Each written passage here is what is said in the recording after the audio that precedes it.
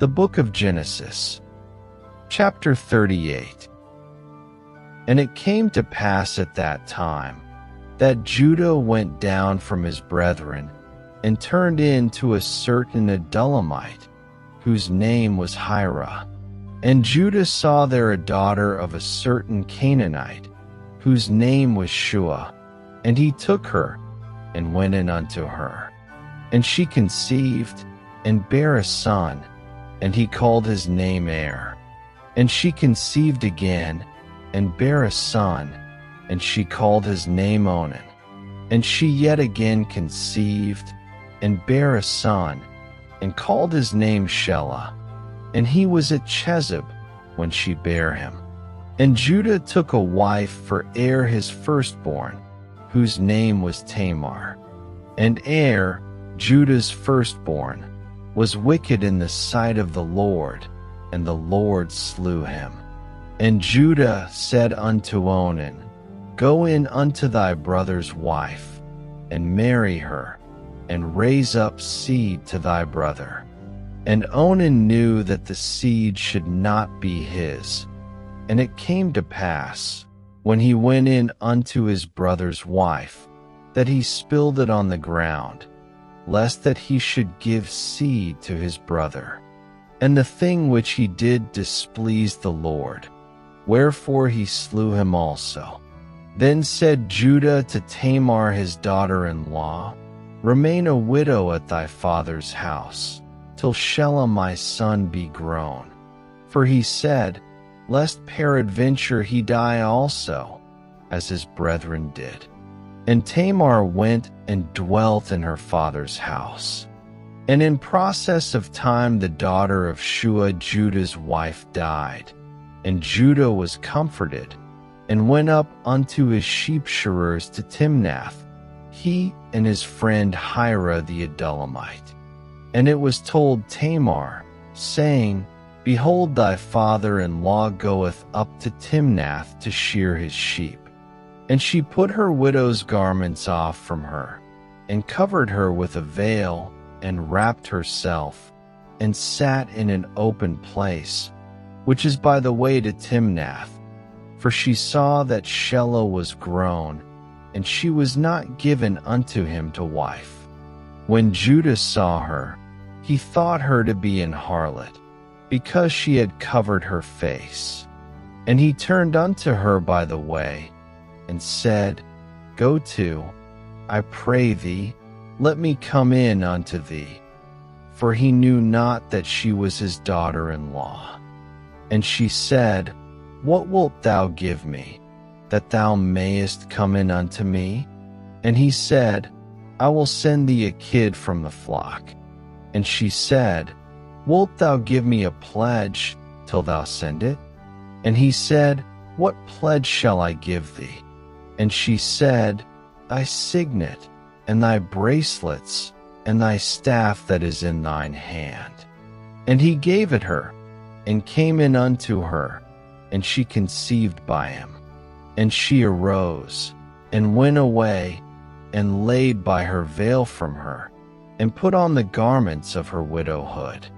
And Judah sent the kid by the hand of his friend the Adullamite, to receive his pledge from the woman's hand, but he found her not. Then he asked the men of that place, saying, Where is the harlot that was openly by the wayside? And they said, There was no harlot in this place. And he returned to Judah, and said, I cannot find her. And also the men of the place said, that there was no harlot in this place. And Judah said, Let her take it to her, lest we be shamed. Behold, I sent this kid, and thou hast not found her. And it came to pass about 3 months after, that it was told Judah, saying, Tamar thy daughter-in-law hath played the harlot, and also, behold, she is with child by whoredom. And Judah said, Bring her forth, and let her be burnt. When she was brought forth, she sent to her father-in-law, saying, By the man, Whose these are? Am I with child? And she said, Discern, I pray thee, whose are these, the signet and bracelets and staff? And Judah acknowledged them, and said, She hath been more righteous than I, because that I gave her not to Shelem my son. And he knew her again no more. And it came to pass in the time of her travail, that, behold, twins were in her womb.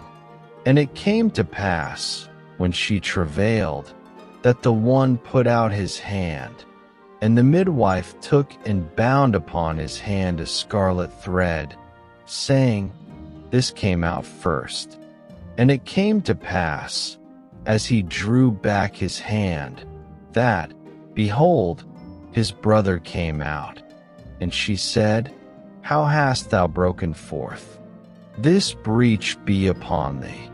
Therefore his name was called Pharez. And afterward came out his brother, that had the scarlet thread upon his hand, and his name was called Zara.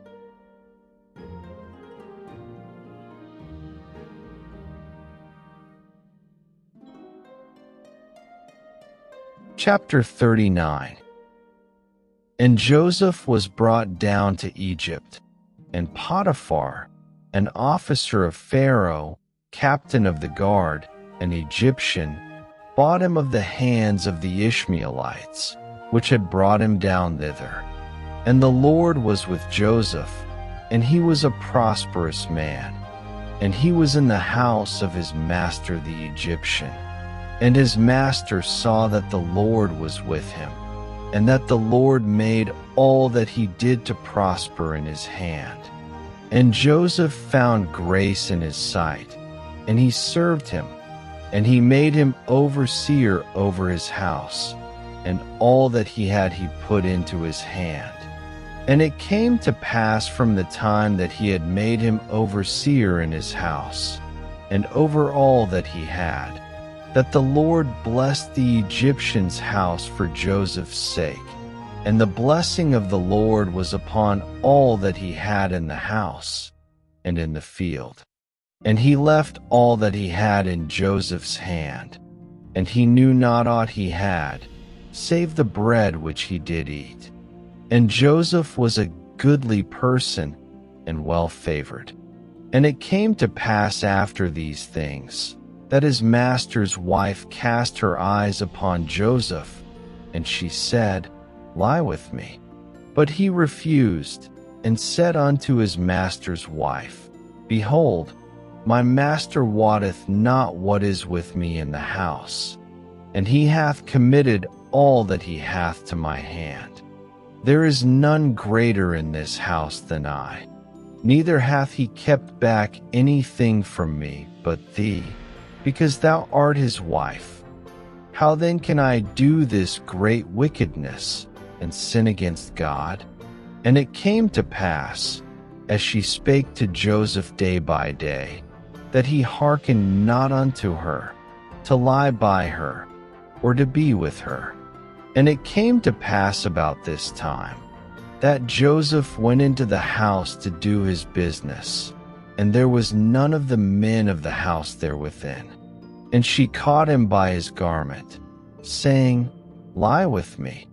And he left his garment in her hand, and fled, and got him out. And it came to pass, when she saw that he had left his garment in her hand, and was fled forth, that she called unto the men of her house, and spake unto them, saying, See, he hath brought in an Hebrew unto us to mock us. He came in unto me to lie with me, and I cried with a loud voice. And it came to pass, when he heard that I lifted up my voice and cried, that he left his garment with me, and fled, and got him out. And she laid up his garment by her, until his Lord came home.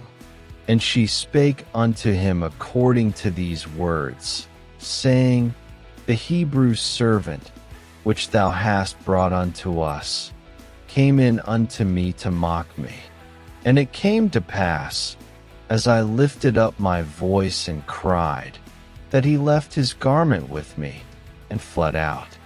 And it came to pass, when his master heard the words of his wife, which she spake unto him, saying, After this manner did thy servant to me, that his wrath was kindled.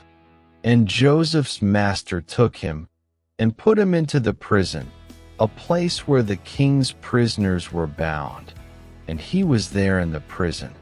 But the Lord was with Joseph, and shewed him mercy, and gave him favor in the sight of the keeper of the prison.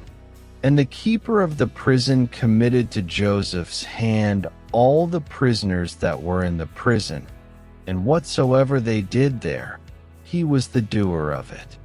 The keeper of the prison looked not to anything that was under his hand, because the Lord was with him, and that which he did, the Lord made it to prosper.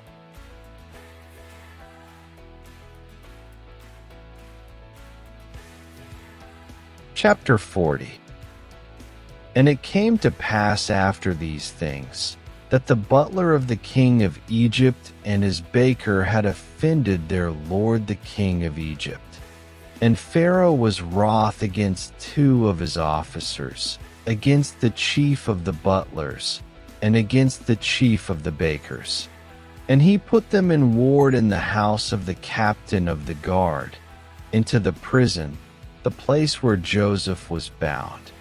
And the captain of the guard charged Joseph with them, and he served them, and they continued a season in ward. And they dreamed a dream, both of them, each man his dream in one night, each man according to the interpretation of his dream, the butler and the baker of the king of Egypt, which were bound in the prison. And Joseph came in unto them in the morning, and looked upon them, and behold, they were sad. And he asked Pharaoh's officers that were with him in the ward of his lord's house, saying, Wherefore look ye so sadly today? And they said unto him, We have dreamed a dream, and there is no interpreter of it. And Joseph said unto them, Do not interpretations belong to God? Tell me them, I pray you. And the chief butler told his dream to Joseph, and said to him, In my dream, behold, a vine was before me, and in the vine were 3 branches, and it was as though it budded, and her blossoms shot forth, and the clusters thereof brought forth ripe grapes. And Pharaoh's cup was in my hand, and I took the grapes, and pressed them into Pharaoh's cup, and I gave the cup into Pharaoh's hand. And Joseph said unto him, This is the interpretation of it. The 3 branches are 3 days. Yet within 3 days shall Pharaoh lift up thine head, and restore thee unto thy place. And thou shalt deliver Pharaoh's cup into his hand, after the former manner when thou wast his butler. But think on me when it shall be well with thee, and shew kindness, I pray thee, unto me, and make mention of me unto Pharaoh, and bring me out of this house. For indeed I was stolen away out of the land of the Hebrews, and here also have I done nothing that they should put me into the dungeon. When the chief baker saw that the interpretation was good, he said unto Joseph, I also was in my dream, and behold, I had 3 white baskets on my head. And in the uppermost basket there was of all manner of baked meats for Pharaoh, and the birds did eat them out of the basket upon my head. And Joseph answered and said, This is the interpretation thereof. The 3 baskets are 3 days. Yet within 3 days shall Pharaoh lift up thy head from off thee, and shall hang thee on a tree. and the birds shall eat thy flesh from off thee. And it came to pass the third day, which was Pharaoh's birthday, that he made a feast unto all his servants. And he lifted up the head of the chief butler and of the chief baker among his servants. And he restored the chief butler unto his butlership again, and he gave the cup into Pharaoh's hand. But he hanged the chief baker, as Joseph had interpreted to them. Yet did not the chief butler remember Joseph, but forgat him.